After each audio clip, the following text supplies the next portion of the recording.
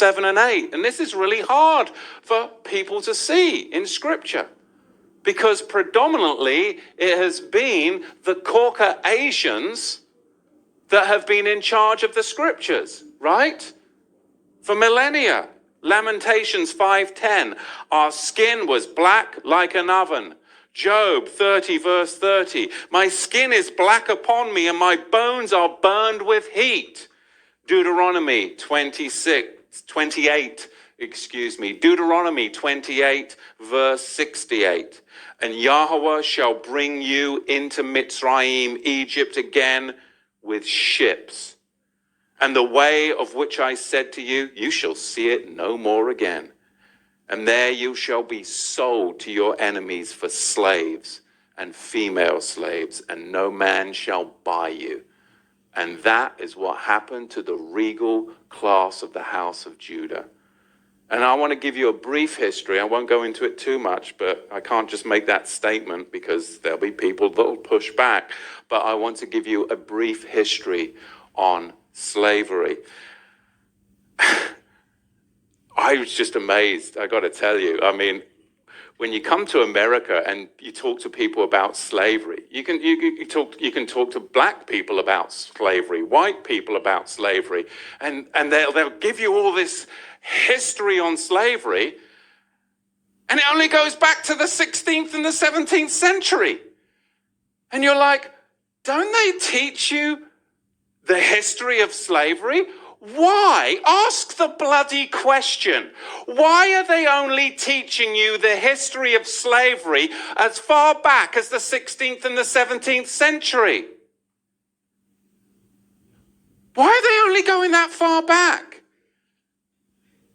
Because they don't want you to go farther back than that, because then you'll actually find out the truth. But from the 16th and 17th century, we'll teach you about slavery. You've got to go further back, and you've got to understand and question, why do they do this throughout the whole of America in all the public schools? Why do they only go back as far as the 16th and the 17th century to talk about slavery? We've got to go further back than that. Because Islam designed infernal slavery, and then the Ashkenazi Khazars, those who say they are Jews and are not, are the ones that marketed it, and the regal Negro nomads exiled from the kingdom of Judah were the main recipients of it at the hands of the indigenous black Africans. Because you've got to understand, the regal class of the house of Judah came down from Israel, and they came into the land of the black Africans. And the black Africans resented the regal class of the house of Judah in their land, because they had laws, they had customs, they had civility, and they were a regal class of Negro that came down into Africa. And later on, it was the Ashkenazi, the Islamic slave traders as well, that then worked together with the indigenous black Africans to enslave the regal house of Judah. This is what we've got to understand, but you've got to go back before the 16th century to understand the roots of it. So we're going to see, as we dig into this, where this slavery came from, because it was really a system that was very, very well crafted.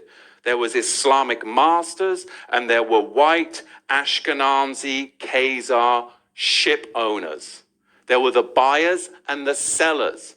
And they're not going to fill you in on all of this, but really you've got a 4-tier system. Number one, you have the Negro nomads that were exiled from the kingdom of Judah. Number two, you had indigenous black African hunters that resented the regal Negro nomads that had come into their territory with their own customs, with their own laws that were different and would not assimilate into their tribal culture. They were their own tribe. They were the regal house of Judah. Number three, you had Islamic trappers that worked with the indigenous black Africans to trap the regal Negro house of Judah. And then you had them sell them to the Ashkenazi ship merchants, along with many Portuguese and British Ashkenazi. There is nothing you may ask for that we will not give. Lion of Judah, I don't know where to begin. You have our friendship. Begin there. Certain runaway slaves have escaped from us into your kingdom. Slaves go back, as you no doubt would return our slaves to us. There are, however, some free men among them, rebels. Rebels? If there's disturbance in Arabia, why am I not informed? They are rebels in religion. At one time or another, all religions were rebellions. The bodies of slaves are of the world and within our disposal. But as Jesus Christ is our shepherd, the souls of men are his sheep. These are Arabs who have betrayed the religion of their fathers. They follow a lunatic they call a prophet. But I cannot put souls into chains without hearing them.